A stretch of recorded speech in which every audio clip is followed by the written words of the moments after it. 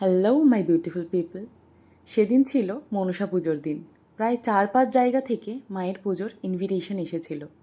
তাই দেরি না করে চটজলদি স্নান করে রেডি হয়ে সাজগোজ করে নিলাম মায়ের কাছে যাব বলে। আচ্ছা, তোমরা নিশ্চয়ই অনেকেই জানো এই মায়ের জীবনটাও অনেক কষ্টের ছিল। মাকে অনেকটা স্ট্রাগল করতে হয়েছিল নিজের প্রাপ্য সম্মানটুকু পাওয়ার জন্য। তবে আমি যবের থেকে এই মায়ের সান্নিধ্যে এসেছি, একটা জিনিস স্পষ্ট বুঝতে পেরেছি যে তিনি সম্পূর্ণ ভালোবাসা, ভরসা এবং ভক্তি ছাড়া আর কিছুই চান না নিজের ভক্ত সন্তানদের কাছ থেকে।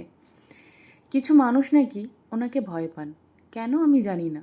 কারণ আমার অনুভূতি, আমার এক্সপিরিয়েন্স এই মায়ের সাথে একজন মা এবং তার সন্তানের মতনই।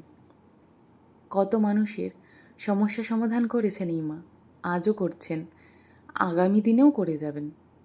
মা, তুমি ভালো থেকো, সকলকে ভালো রেখো।